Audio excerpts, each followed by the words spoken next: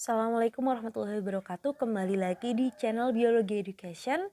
Kali ini kita akan membahas Intan Pariwara kelas 12 bab pertumbuhan dan perkembangan bagian penilaian harian. Mari kita simak bersama-sama. Kita mulai dari nomor 1, perhatikan pernyataan-pernyataan berikut. Pernyataan yang menunjukkan ciri-ciri perkembangan pada tumbuhan terdapat pada. Oke, jadi ini yang nomor 2 ya, munculnya bunga sebagai alat perkembangbiakan. Kemudian nomor 3, bersifat kualitatif, tidak dapat diukur dengan alat ukur tertentu atau menghasilkan angka. Kemudian nomor 5, terbentuk struktur dan fungsi organ yang lebih kompleks. Jadi jawabannya adalah nomor 2, 3, dan 5. D. Nomor 2, perhatikan beberapa peristiwa berikut. Peristiwa yang menunjukkan adanya pertumbuhan tanaman terdapat pada angka. Oke, pertumbuhan tanaman. Meningginya kecambah tanaman jagung. Ini kan bisa diukur menggunakan alat ukur. Kemudian nomor 3, memanjangnya akar napas pada tumbuhan mangrove. Oke, jadi di sini jawabannya adalah yang D.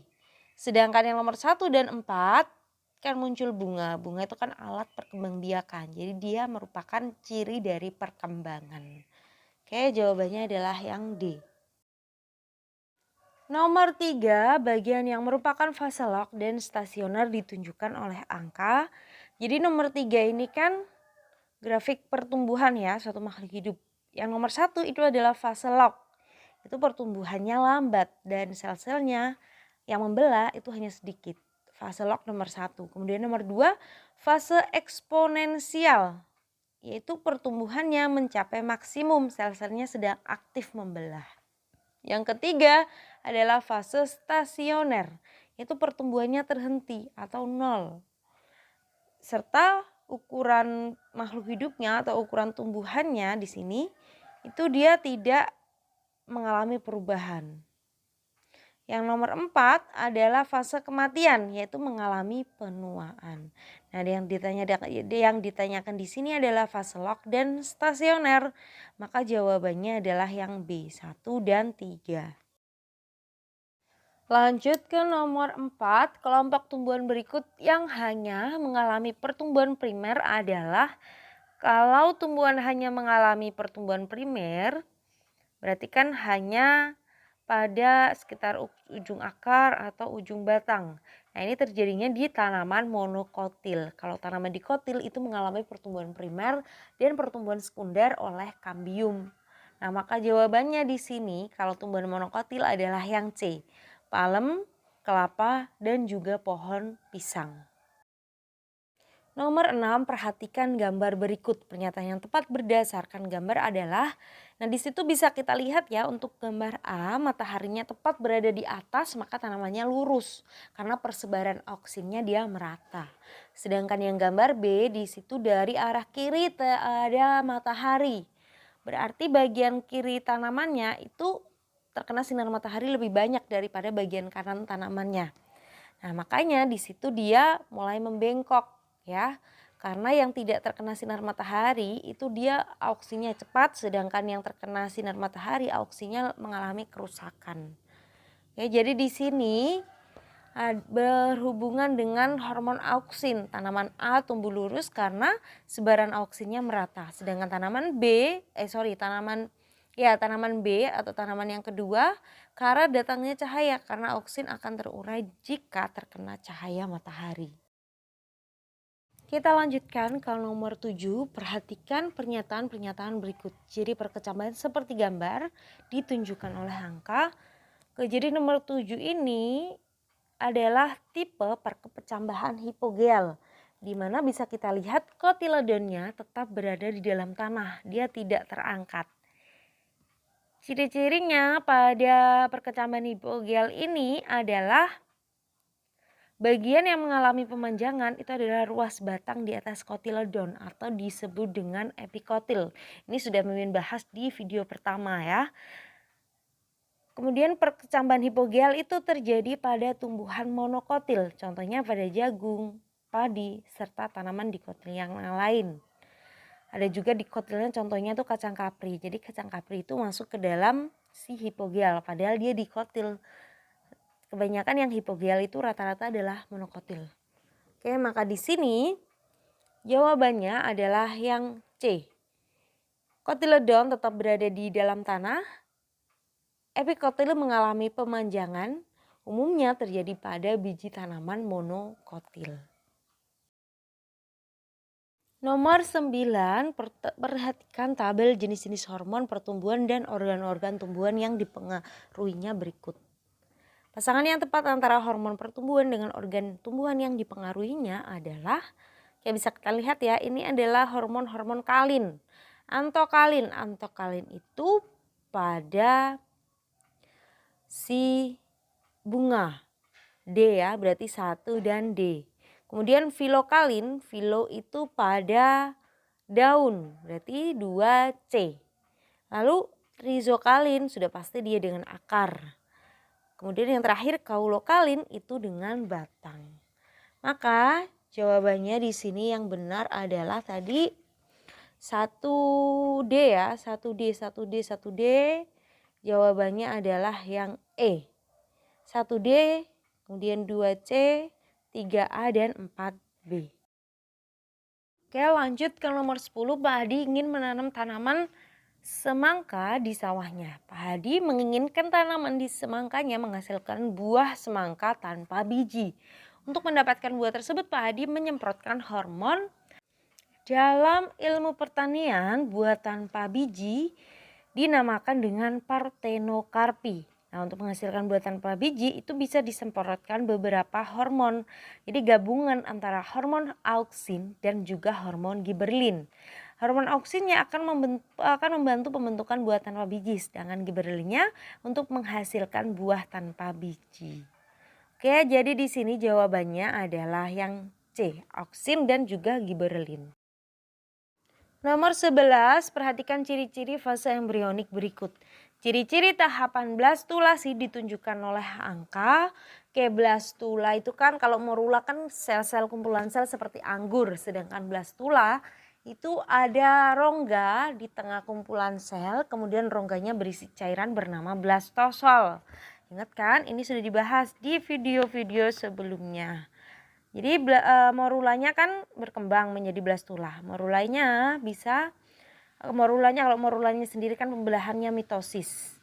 Jadi blastula intinya adalah terbentuk rongga yang isinya di dalamnya adalah cairan bernama blastosol. Maka di sini jawabannya adalah yang B. Nomor 1 dan juga nomor 3.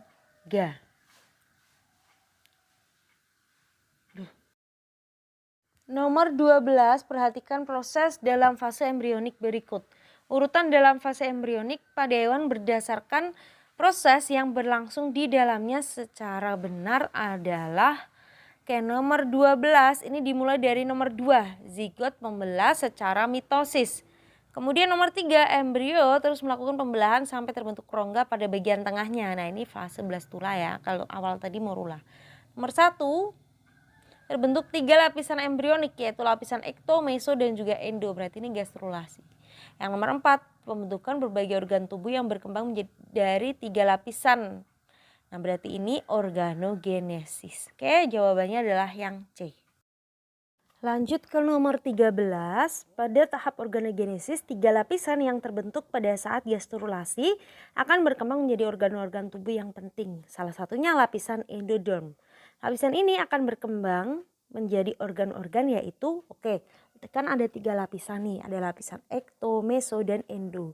Untuk lapisan ektoderm, ingat ya, akan membentuk rambut, kemudian kulit, saraf, dan juga alat indera. Sedangkan lapisan mesoderm, bagian tengah, itu akan membentuk otot, rangka, reproduksi, peredaran darah, dan organ ekskresi.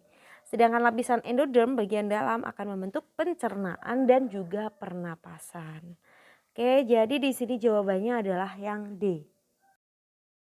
Lanjut ke nomor 14, hewan yang mengalami tahap metamorfosis dari telur, larva, pupa, dan imago adalah, jadi kalau tahapannya telur, larva, pupa, imago ini lengkap ya, berarti metamorfosis sempurna. Contoh hewan yang mengalami metamorfosis sempurna itu adalah nyamuk. lalat, kupu-kupu, kemudian ada katak. Nah, itu yang metamorfosis sempurna. Kalau untuk capung, jangkrik, belalang, kecoa itu metamorfosis tidak sempurna. Oke, jadi nomor 14 ini jawabannya adalah yang C. Nyamuk, lalat, dan kupu-kupu. Lanjut ke nomor 15. Perhatikan tahap metamorfosis berikut. Urutan metamorfosis pada lipas adalah nomor 15. Lipas itu metamorfosisnya dengan cara tidak sempurna ya. Jadi lipas itu mulai dari telur, nimfa itu hewan muda, kemudian imago, hewan dewasa. Maka di sini jawabannya adalah yang B. 4 dulu telurnya, kemudian ada nimfanya, dan yang terakhir adalah nomor 3 imago. Nomor 16, perhatikan tahapan metagenesis dalam proses pertumbuhan dan perkembangan Obelia berikut. Urutan metagenesis Obelia yang benar adalah Obelia sp ya ini ya. Obelia itu metagenesis, jadi ada pergantian keturunan. Obelia diawali dengan fase medusa. Nah, medusa ini Mimin sudah pernah menjelaskan di video sebelumnya.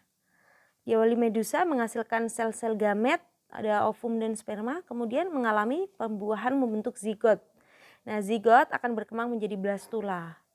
Blastula terus membelah dan berkembang menjadi yang disebut dengan planula. Planula itu seperti larva tapi memiliki silia. Planula akan berenang dan menempel pada tempat yang sesuai. Setelah menempel, silia-silianya pada planulanya akan dilepaskan dan membentuk koloni muda. Nah, koloni ini akan menempel pada substrat yang sesuai dan berkembang menjadi koloni dewasa atau disebut dengan fase polip. Koloni dewasa memiliki 2 jenis, yaitu hidran yang fungsinya untuk mengambil makanan dan gonangium yang fungsinya untuk reproduksi aseksual. Yang nantinya yang gonangium ini akan menghasilkan medusa kembali. Oke, jadi nomor 16 ini jawabannya adalah yang C. Nomor 17, perhatikan ciri-ciri masa perkembangan manusia berikut. Ciri-ciri masa perkembangan yang dialami anak seperti tampak pada gambar tersebut ditunjukkan oleh angka. Ini berarti masa balita ya. Masa balita yang usianya sekitar 0 sampai 5 tahun. Nah, cirinya masa balita itu kemampuan fisiknya berkembang pesat. Kemampuan motoriknya juga mulai berkembang, jadi mulai bisa tengkurap, merangkak, berjalan. Lalu kemampuan komunikasinya juga mulai berkembang, tapi diawali dengan yang lebih sederhana seperti tertawa, berteriak, baru melafalkan beberapa kata. Kemandirian mulai terbentuk seperti mulai dia nih mengambil makanan tanpa bantuan, minum menggunakan gelas, dan makan sendiri dengan alat makan. Kemudian biasanya kadang mulai belajar nih dia menggunakan pakaian. Oke, jadi di sini jawabannya adalah yang B. Nomor 18, dalam penulisan laporan ilmiah harus memperhatikan urutan sistematika penulisan. Nah, urutan sistematika penulisan laporan dapat dituliskan sebagai berikut. Judul, prakata, kemudian P, pendahuluan, H, R, hasil dan pembahasan, kesimpulan, S, lampiran. Huruf P, V, Q, R, S secara berurutan dalam sistematika penulisan laporan tersebut adalah oke. Jadi setelah prakata itu ada daftar isi, jadi P itu daftar isi. Setelah daftar isi itu kan pendahuluan, setelah pendahuluan ada tinjauan pustaka. H itu tinjauan pustaka, kemudian R adalah metode penelitian. Setelah itu kan hasil dan pembahasan, kemudian kesimpulan. Dan yang S itu adalah daftar pustaka. Baru yang terakhir lampiran, maka jawabannya di sini adalah yang E. Nomor 19, sekelompok peserta didik akan melakukan percobaan dengan judul sebagai berikut.